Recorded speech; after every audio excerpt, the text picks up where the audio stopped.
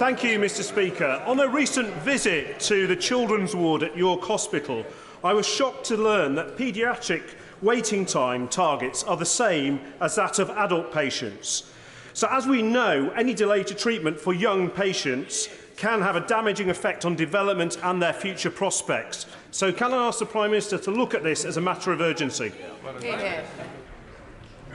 Well, I'm very, very sorry to hear about the situation for young people at York Hospital, and I'm pleased to say that this is an issue that my right honourable friend, the Health Secretary, is focused on in her plan for patients. We are making sure that people can access treatment as soon as possible. We're delivering record staffing numbers and putting in place record levels of funding. Comes the Leader of the Opposition, Keir Starmer.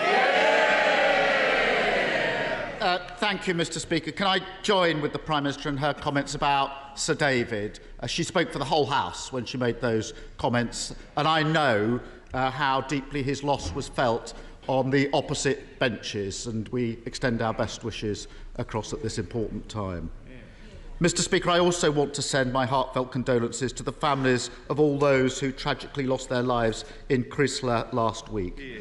Donegal is a special place to me and my family and across this House. The people there are in all of our thoughts.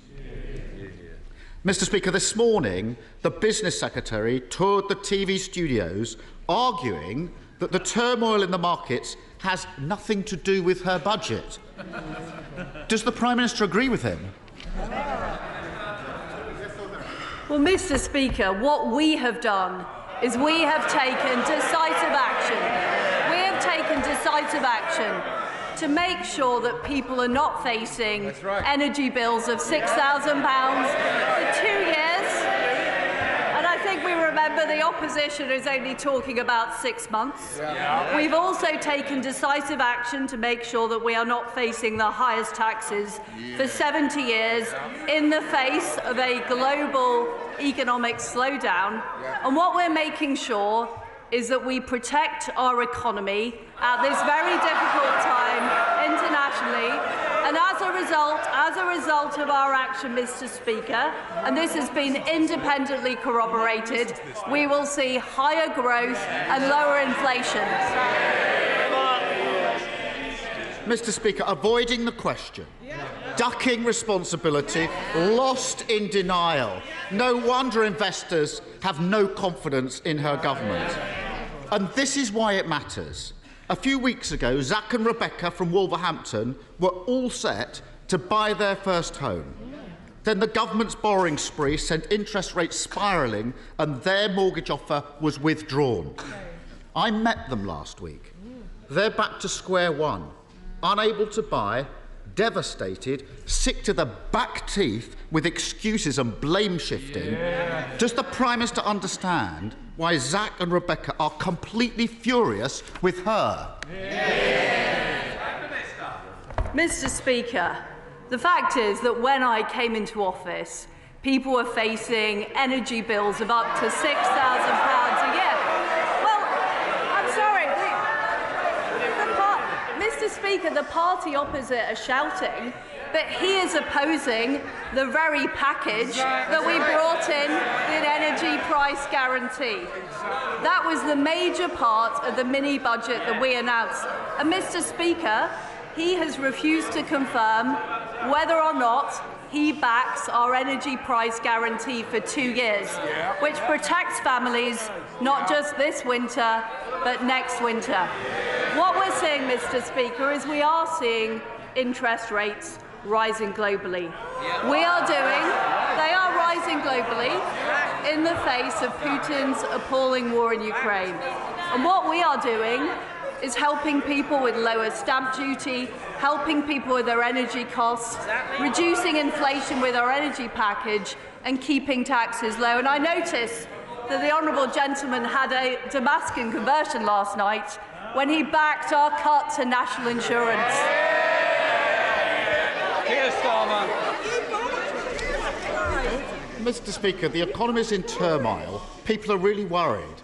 This is really not the time to descend into absolutely nonsense attacks about last night. There's no point. There's no point trying to hide it. Everyone can see what has happened. The Tories went on a borrowing spree, sending mortgage rates through the roof. They are skyrocketing by £500 a month.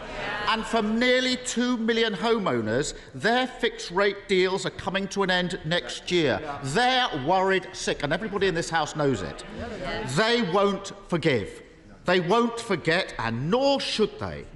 When will she stop ducking responsibility, do the right thing, and reverse her kamikaze budget, which is causing so much pain? Mr. Speaker, last night the Labour Party supported bringing down national insurance. And is he really? I want to hear the Prime Minister. I'm sorry if her own party doesn't, but I certainly do. Prime Minister. Mr. Speaker, I'm genuinely unclear about what Labour's...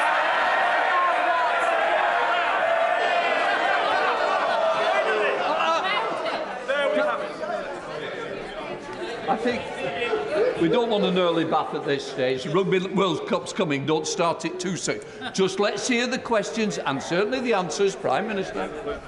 Mr. Speaker, I'm genuinely unclear as to what the Labour Party's policy is on our energy price guarantee. It was the biggest part. It was the biggest part of our mini-budget. Are the opposition saying they want to reverse it and they want to see people facing energy bills of £6,000? Is that what he's saying? Keir Starmer. Mr. Speaker, the Prime Minister knows very well that on this side we voted against the national insurance in the first place. She voted for it. So who's doing the U-turn? Honestly. Last week, the Prime Minister was forced to U-turn on her unfunded tax cut for the super wealthy. This week, she's beginning to realise that she needs to extend the windfall tax, one step behind the CEO of Shell. But she's still going ahead with £18 billion of tax cuts for the richest businesses, and they didn't even ask for it. She's still gift-wrapped a stamp duty cut for landlords, just as renters feel the pinch. And she's still holding out tax cuts for those who live off stocks and shares. Why does she expect working people to pick up the bill for her unfunded tax cuts for those at the top? I notice that the Leader of the Opposition is still not saying whether or not he supports our energy price guarantee. This is very relevant, Mr. Speaker, because it is the biggest part. It is the biggest part of our mini-budget. It's the biggest part of the mini-budget. The fact is that all the opposition have said is that people should be supported for 6 months. Does he think that in March pensioners should be facing very high energy bills? Because that's what will happen if he doesn't support our energy price guarantee. Keir Starmer. Mr. Speaker, not even attempting to answer the questions now. I gently remind her that the idea of freezing energy bills was a Labour idea, which she then took on. During her leadership contest, the Prime Minister said, and I quote her exactly, "I'm very clear. I'm not planning public spending reductions." Is she going to stick to that? Prime Minister. Absolutely. Absolutely. What we are... Look, Mr. Speaker, we are spending almost £1 trillion of public spending. We were spending £700 billion back in 2010. What we will make sure is that over the medium term, the debt is falling. But we will do that not by cutting public spending, but by making sure we spend public money well. And the honourable gentleman talks about our spending, which he doesn't seem to support, on the energy price guarantee. But the reality is he can't criticise us on one hand for spending money, on the other hand claiming we're cutting public expenditure. Keir Starmer. They can cheer. I hope they listened very, very carefully to that last answer, because other people will listen very, very carefully to it. Who voted? Who voted for this? Who voted for this? Who voted for this? Not homeowners paying an extra 500 extra on their mortgages. Who voted this? Not working people paying for tax cuts to the largest companies.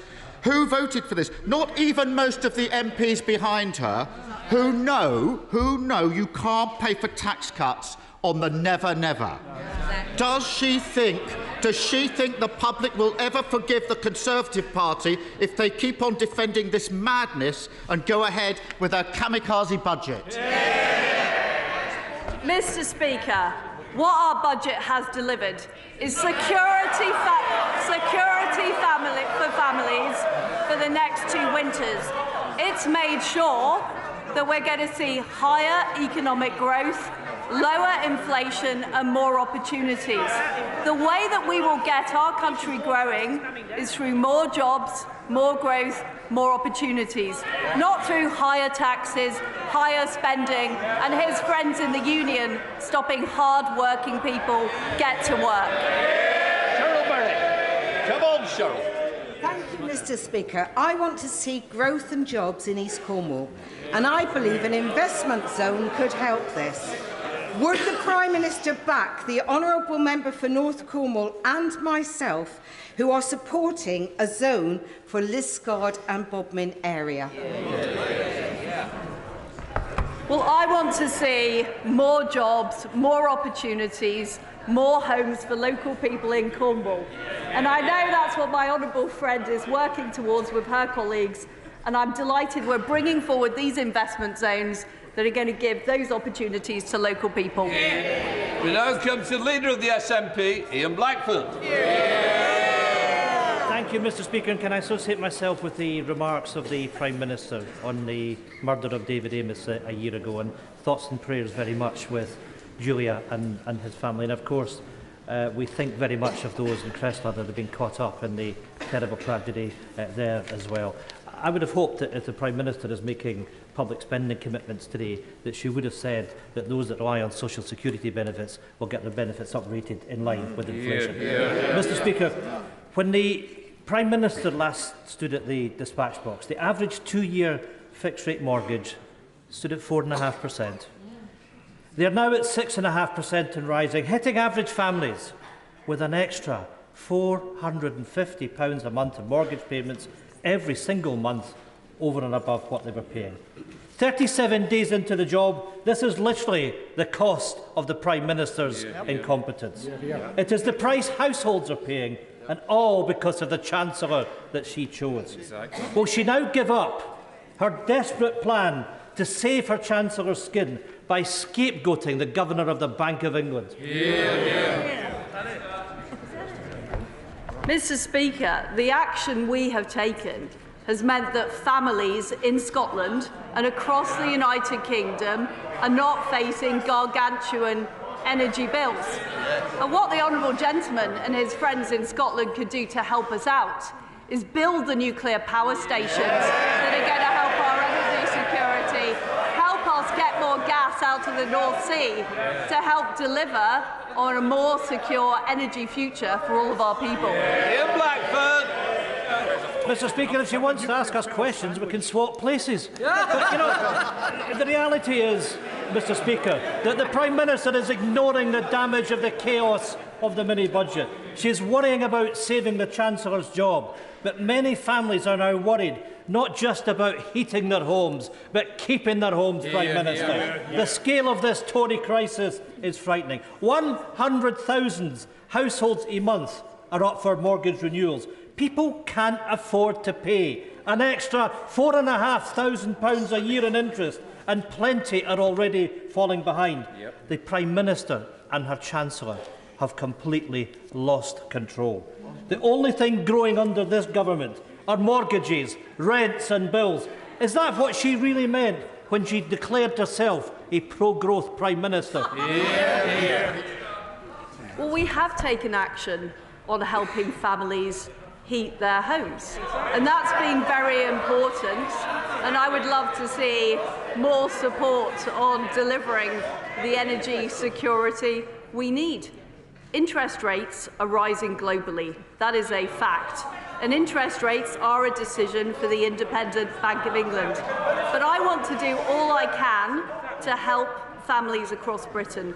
But the way we're going to help them is by delivering economic growth, by making sure we have the jobs and opportunities in Scotland and right across the UK.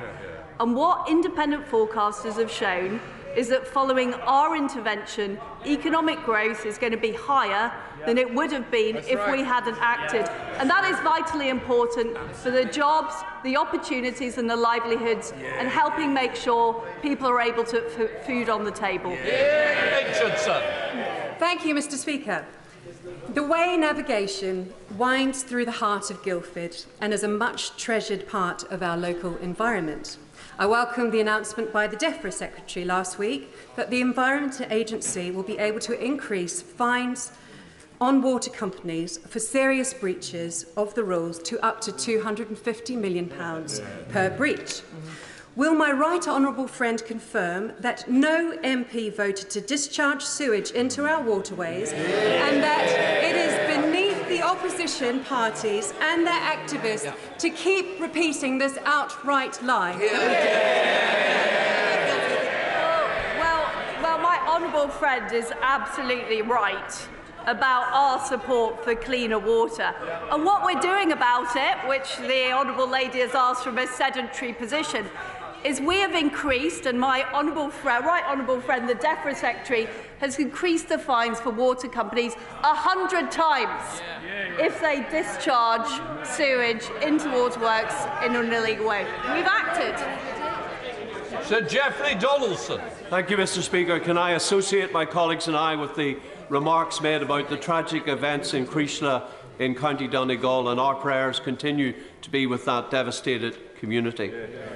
Does the Prime Minister agree with me in welcoming the renewed negotiations with the European Union about the Northern Ireland Protocol, that the outcome of those negotiations must reflect the objectives outlined by the Government in the Northern Ireland Protocol Bill, and that this is the key to unlocking the door to political stability in Northern Ireland?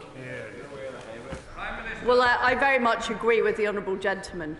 We need to deliver for the people of Northern Ireland. That means making sure that we have free-flowing trade, east-west as well as north-south. It means making sure that the people of Northern Ireland can benefit from the same tax benefits as people in Great Britain. And it means resolving the issues over governance and regulation. Now, I would prefer to achieve that through a negotiated solution with the EU. But if we're not able to do that, we can't allow the situation to drift. We have to proceed with the Northern Ireland Protocol Bill. Mary Robinson. Thank you, Mr. Speaker. Addressing health inequalities is a key part of levelling up, and so I welcome this week's news of £50 million to fund research into health disparities. We know poor health affects not only life expectancy, but also prosperity and more widely economic resilience and growth. Therefore, would my right honourable friend consider a future expansion of these research schemes to other parts of the North and the Greater Manchester region to encourage more healthcare research partnerships between our great universities and our local authorities? Well, my honourable friend is absolutely right that this health research is vitally important. I know that my right honourable friend, the Health Secretary, is looking at whether and where the scheme can be expanded, and we will be doing further commissioning rounds to look at that issue. John McNally. Thank you, Mr. Speaker.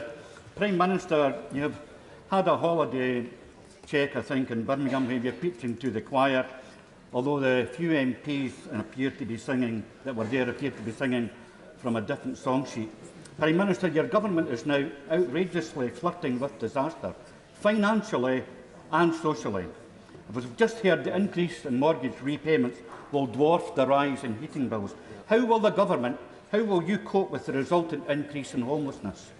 I don't think I'm responsible as you, but I'm sure the Prime Minister will take that on board. Prime Minister. Well, Mr. Speaker, what we have done as a government is we've acted decisively to deal with the very severe energy crisis we are facing. We are facing a severe energy crisis. We're also facing a slowdown in economic growth globally due to Putin's war in Ukraine, and not acting is not an option. Gail Opperman.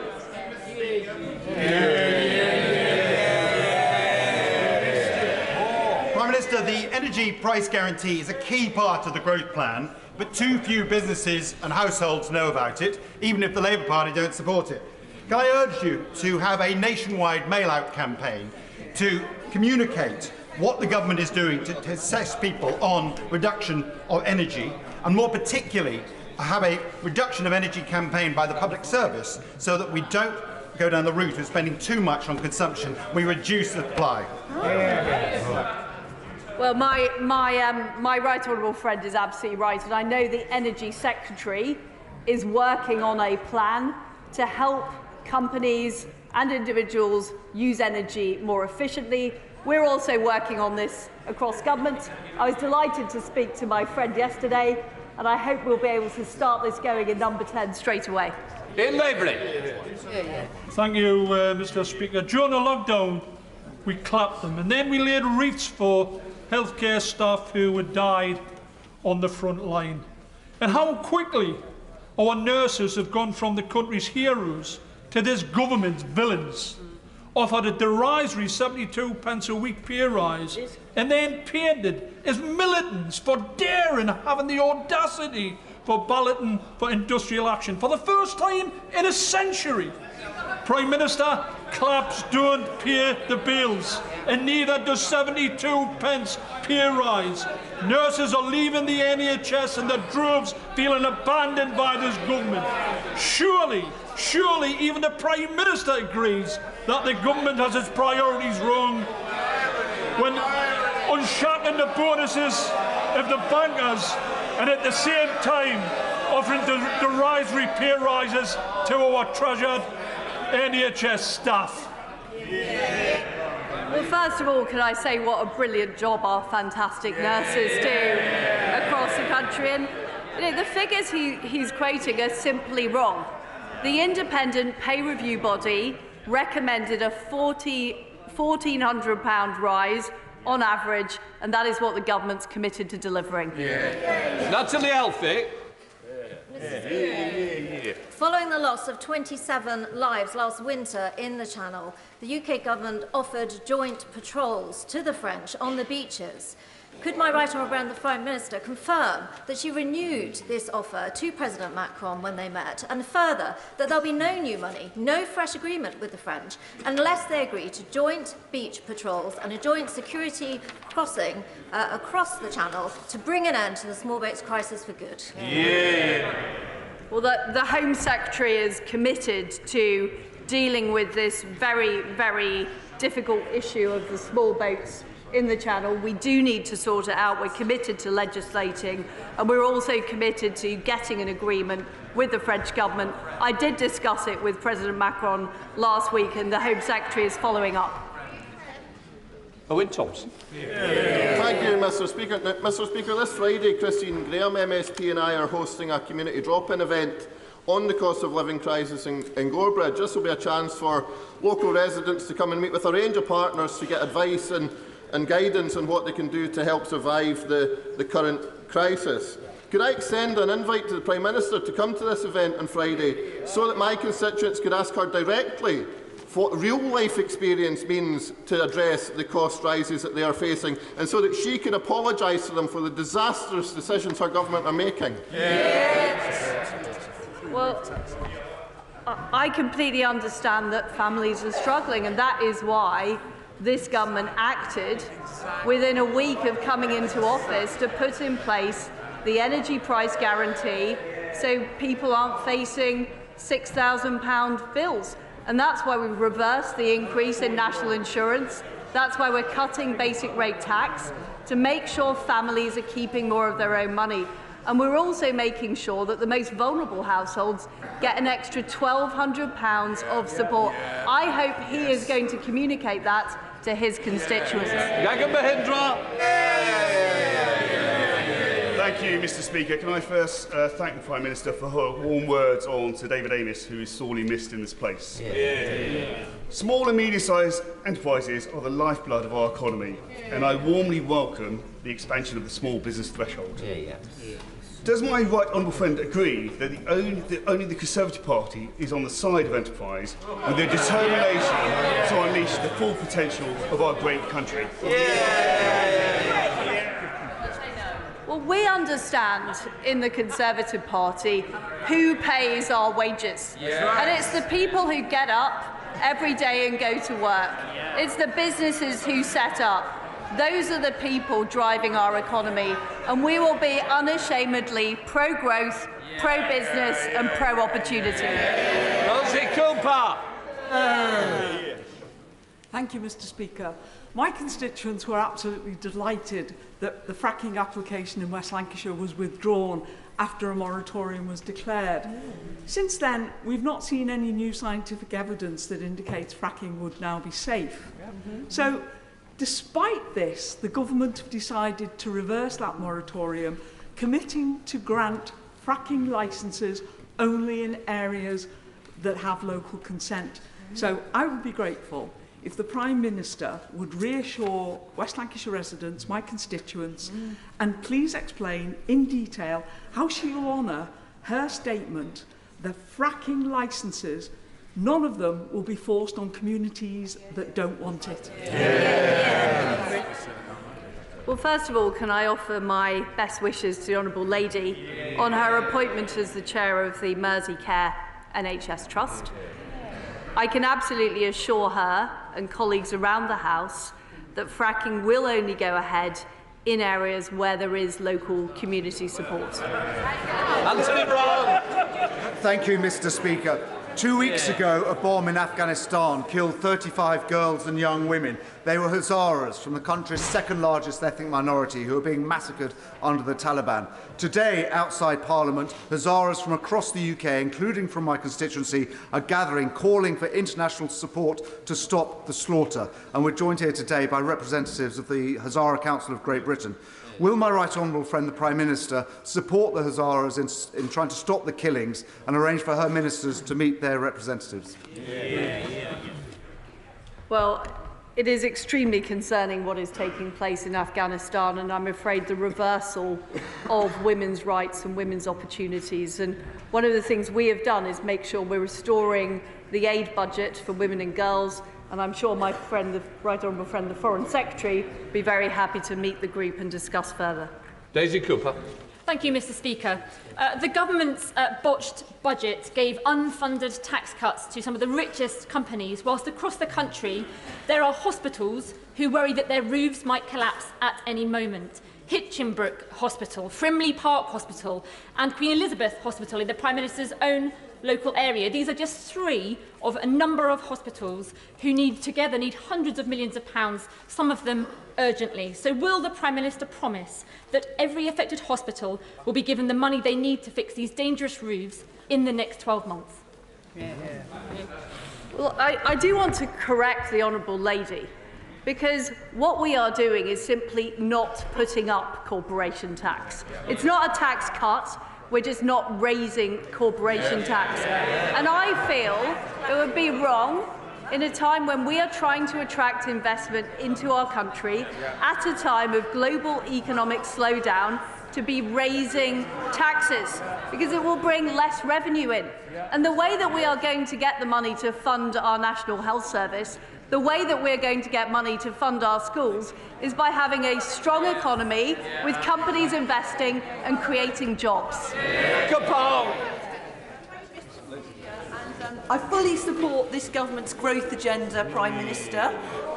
Would she agree with me that this can be achieved whilst also protecting and restoring our precious nature and ecosystems and working with our farmers so that we do meet our legally binding target to restore nature by 2030? I know she understands this. She has precious talk streams in her own constituency. And will she agree that if we get this right, there will be more jobs, skills, opportunities, because every nation in the world depends on its natural environment? Well, my honourable friend did a fantastic job promoting the natural environment when she was at DEFRA. We are going to deliver economic growth in an environmentally friendly way. What this is about improving the processes and deliver better outcomes, both for the environment whilst making sure we have a growing economy as well. And those two things go hand in hand. Mothers. Thank you, Mr. Speaker. The Prime Minister wants us to believe that fracking will reduce our energy bills, but it was not so long ago that her Chancellor said that those calling for fracking's return misunderstand the situation and that no amount of shale gas would be enough to lower the European price any time soon. So, Prime Minister, is the Chancellor wrong about that? That's right, Justin. We are pulling every lever to improve our energy supply in Britain, whether it's the North Sea and opening up more opportunity there, which the opposition front venture against, whether it's fracking, whether it's more renewables, which I'm very supportive of, whether it's more solar panels in the right place, whether it's more nuclear power stations, which are opposed by the SNP. We are doing everything we can because we can never be in a situation again where we are dependent on authoritarian regimes for our energy. Thank you, Mr. Speaker. Over the past week, serious safeguarding failures by the children's charity Mermaids have come to light. Revelations that the charity sent breast-flattening devices to young girls behind their parents' back, promoted harmful medical and surgical procedures to children, hired a trustee with links to paedophile organisations, and a digital engagement manager who posted pornographic images online, including of himself dressed as a schoolgirl. For years, despite whistleblowers raising alarm, Mermaids have had unfettered access to vulnerable children. Does my right honourable friend agree that it has taken far too long for these concerns to be taken seriously? And does she also agree that it is high time for a police investigation into the activities of Mermaids and its staff? It's very important that under 18s are able to develop their own decision-making capabilities and not be forced into any kind of activity. And what I would say on the subject of the investigation she raises, of course those matters should be raised and should be properly looked at. Sir Oldie. Thank you very much, Mr. Speaker. For my constituents in Richmond Park and for communities across South West London, from Wimbledon to Elmbridge, any expansion of Heathrow would be disastrous. A third runway would see over 6 million more tonnes of carbon pumped into the atmosphere every year and 2 million households affected by increased noise levels. Last week, the Transport Secretary said she supported Heathrow expansion. The Prime Minister has previously stated she would support a fourth runway. So, does the Prime Minister stand by her previous comments, or will she rule out government support for construction of a third runway at Heathrow? Well, I absolutely agree with what the Transport Secretary said in her comments. And what we need to do is make sure that industries like the air industry become more environmentally friendly. You know, I support the development of low carbon technology in those sectors. That's the way we will help grow the economy but also serve the environment. Virginia Crosby. Thank you, Mr. Speaker, and I'm delighted to hear the Prime Minister be such a champion for nuclear. My question is, when will the mission and plan for Great British Nuclear be announced? The market needs the confidence to invest in new nuclear, like Wilbur in my constituency of Arnasmore, to help us achieve net zero for our energy security and to get thousands of high-quality jobs. Well, I can tell my honourable friend that Great British Nuclear will be set up this year and it will be bringing forward new nuclear projects.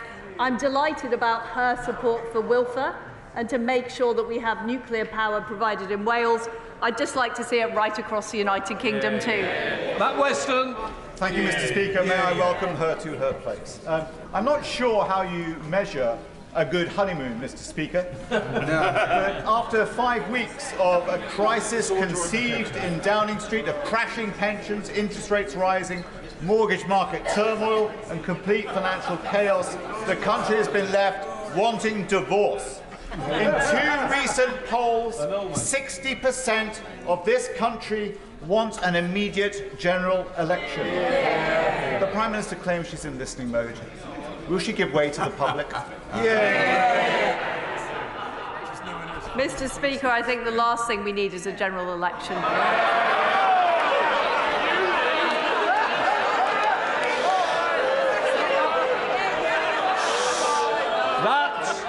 That concludes Prime Minister's questions. Let the people leave.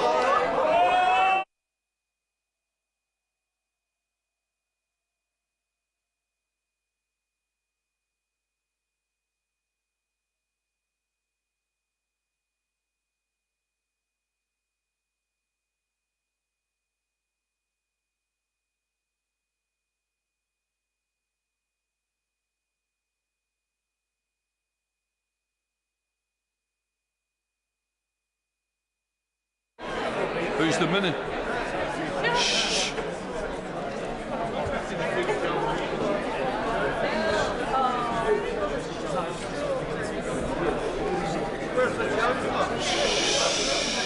He's in New York, don't worry. Right, let us come to the urgent question. I call Rachel Reeves, Shadow Chancellor of the Exchequer. Thank you, Mr. Speaker. To ask the Chancellor of the Exchequer to make a statement on the current economic crisis. Thank you, Mr. Speaker. The Chancellor of the Exchequer is in Washington having meetings with the IMF, and it's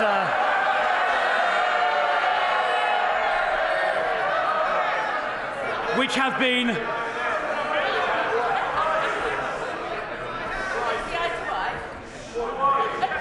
routine meetings have been long scheduled. Can I say, I know it's the first Wednesday back, we're all excitable, a little calm so I can hear the Minister. Come on, Minister. Thank you, Mr. Speaker.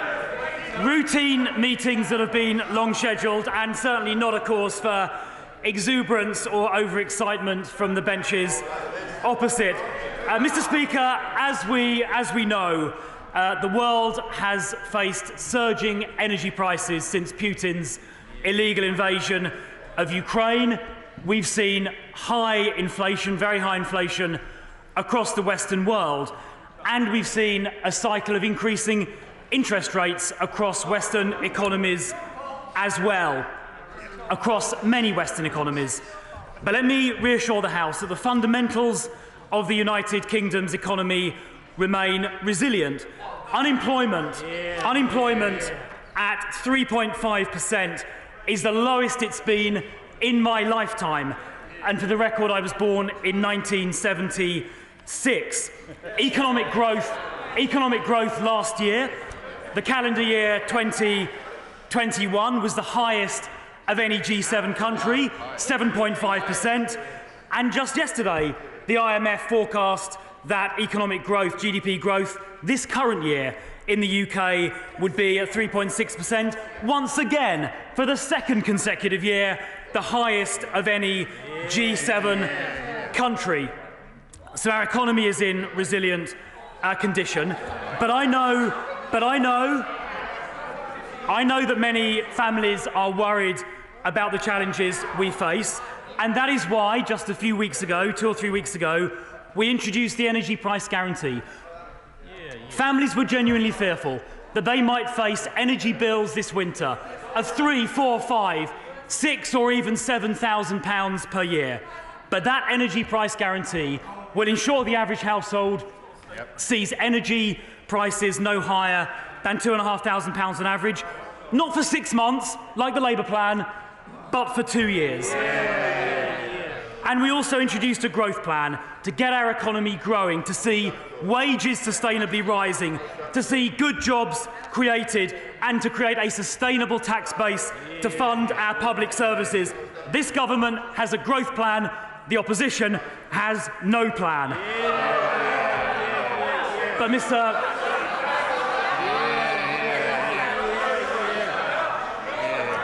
Mr. Speaker, we intend to do this in a way that is fiscally responsible, and that is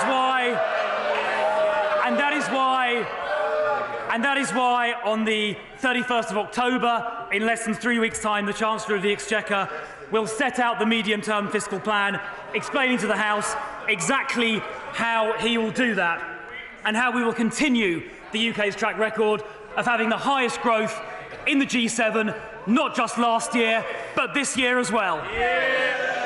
Rachel Reeves. Mr. Speaker, people are facing insecurity, instability and deep anxiety, and they deserve answers. Conservative economic policy has caused mayhem with financial markets, have pushed up mortgage costs and put pension funds in peril, and it's wiped £300 billion off the UK's stock and bond markets, all directly caused by the choices of this government. The mini-budget just 19 days ago was a bonfire made up of unfunded tax cuts, excessive borrowing and repeated undermining of economic institutions. It was built and then set ablaze by a Conservative Party totally out of control. Not disruptors, but pyromaniacs. And that fire has now spread. And yet government deny all responsibility. So will the Minister tell the House what guarantees will the government give that the currency slide will stop and that people's pensions are safe? How do they expect people to pay £500 more a month on average on their mortgages? How many more repossessions of family homes will there be if the government do not change course? How much more is the government borrowing on debt interest because of higher borrowing costs? While ministers desperately try to blame global conditions, why is it that no other central bank in the world has had to step in 3 times in less than 3 weeks to protect financial stability? The country now faces a very serious situation. Ahead of the ending of the Bank of England's emergency operations this Friday, what action will the government take to ensure that their budget doesn't have further consequences for financial stability or for people's pensions? Mr. Speaker, this is a Tory crisis made in Downing Street, but it is ordinary working people who are paying the price. And it can only be resolved when the Conservatives put aside their pride and reverse this catastrophic mini-budget, and they must do so now. Well, the Shadow Chancellor calls for a reversal of the growth plan, yet at the first opportunity last night, they voted for it. She asked about mortgage rates. Let me point out to the Shadow Chancellor that mortgage rates around the world have been on an upward trajectory all year. And in fact, if we compare base rates in the United Kingdom to the United States, she will be aware that in both countries the base rate started this year at 0.25%. In the UK, the base rate is currently 2.25. In the US, it is 3.25, a full percentage point higher. She referenced borrowing costs. She should be aware, I'm sure she is aware, that 2-year government bond yields are about the same in the US as they are in the UK. The US bond yields have been going up in the course of this year as well. She referenced the currency. The dollar has shown strength against a basket of currencies throughout this calendar year. And if she looks at the dollar strengthening against the euro, it strengthened about 15% this calendar year. It strengthened about 15%. It strengthened about 15% against sterling. Very, very similar figures. She asked about the cost of living as well. We are very mindful of that. That is why, Mr. Speaker, we have introduced a £37 billion package to help people, disproportionately targeted at people on lower incomes, so the people on the 1/3 of lower incomes receive £1,200. That is why we've introduced, on I think the 2nd or 3rd day in office, the energy price guarantee, making sure people don't pay on average more than £2,500 instead of facing bills of £5,000 or £6,000, not for 6 months like the Labour Party offered, but for 2 years. That's why the national minimum wage last April was increased by a large amount. That's why the national insurance threshold was increased up to £12,500 in July. So people on lower incomes now pay virtually no national insurance or income tax. That's the package of measures that this government has introduced, because we stand on the side of working people and we've taken the steps needed to support them. We come to the Chair of the Select Committee, Mel Stride. Thank you, Mr. Speaker. My right honourable friend, the Chancellor, was quite right to have brought forward the date for the medium-term plan and the OBR forecast. He has, of course, a huge challenge now in landing those plans to reassure the markets. He has to get the fiscal rules right. He has to come forward with spending restraint and revenue raisers that are politically deliverable. Given the huge challenges, there are many, myself included, who believe that it is quite possible that he will simply have to come forward with a further rowing back on the tax announcements that he made on the 23rd of September. So could I ask my right honourable friend to confirm that that possibility is still on the table? Well, I thank the Select Committee Chairman for his counsel, which I know the Chancellor always listens to very carefully.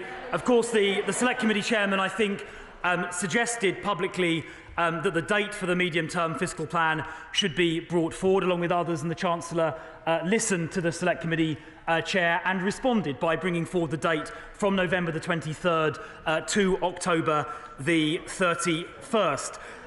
There are not any plans to reverse any of the tax measures announced in the growth plan.